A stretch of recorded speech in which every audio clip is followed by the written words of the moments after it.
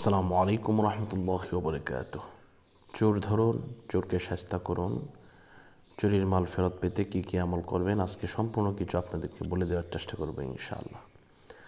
আল্লাহ পাক রব্বুল আলামিন পবিত্র কালামুল্লাহ শরীফের মধ্যে ৬,৬৬৬ খানা আয়াত নাজিল করে দিয়েছেন।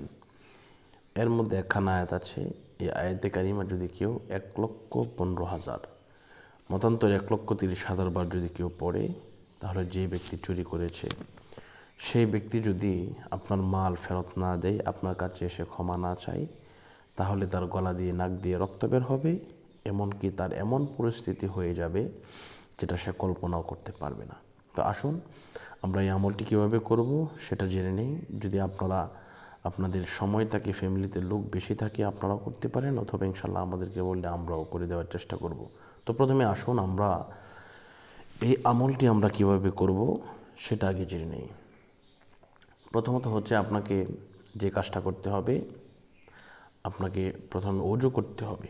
অজু করার পরে যে জায়গার মধ্যে আপনি বসে এই আমলটি করবেন, এই জায়গাটা পবিত্র থাকতে হবে। এটা একা করা যায় না, ফ্যামিলির বেশি লোক থাকলে করা যায়। আমরা ১০০ ছাত্র দিয়ে করালেও এটা ২.৫ থেকে ৩ ঘন্টা সময় লাগে। অর্থাৎ লা ইলাহা ইল্লা আনতা সুবহানাকা ইন্নী কুনতু মিনাজ জালিমিন এটা পড়তে হবে ১,৩০,০০০ বার। তো এটা আপনি শুধু ৩০,০০০ বার পড়লেই হবে না ১,০০,০০০, এটা আপনার প্রতি ১০০ বার পরপর আপনাকে পড়তে হবে। ফাস্তাজাবনা লাহু ওয়া নাজ্জাইনাহু মিনাল গাম্মি ওয়া কাযালিকা নুনজিল মুমিনিন। তো আসুন আমরা প্রথম থেকে শুরু করি, যেমন আমলটা কীভাবে করব। তো আপনি সুন্দর জায়গায় বসলেন, বসার পরে আপনাকে যে কাজটা করতে হবে, বিসমিল্লাহ সহ সূরা ফাতিহা একবার পাঠ করতে হবে। সূরা ইখলাস বিসমিল্লাহ সহ ৩ বার কয়েকবার দুরূদ শরীফ পাঠ করার পরে আপনি পড়বেন। পড়ার পরে ইনশাআল্লাহ আপনি আবারও দুরূদ শরীফ পড়বেন, দুরূদ শরীফ পড়ে আপনি দোয়া করবেন।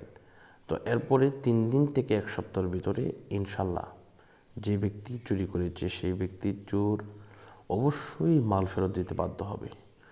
আপনার মালয়েশিয়ার এক ভাই, ওনার টাকা চুরি হয়ে গেছিল ১৩ লক্ষ টাকা। তো আলহামদুলিল্লাহ আমাদের মাধ্যমে উনি পড়িয়েছেন, আল্লাহর কসম উনি ফেরত পেয়েছেন। তো এটা আসলে আমরা হচ্ছে ওসিলা দেওয়ার মালিক আল্লাহ। যদি আমাদের সাথে যোগাযোগ করতে চান, যদি জানতে চান কিছু, এই নাম্বারে যোগাযোগ করবেন 01643063744। ইনশাআল্লাহ আশা করি এ উসিলায় আল্লাহ পাক আমাদের সকলের মনের আশাগুলা কবুল করবেন, মঞ্জুর করবেন, সেই কামনা এবং প্রত্যাশা করে আজকের মতো এই পর্যন্তই বিদায় নিচ্ছি।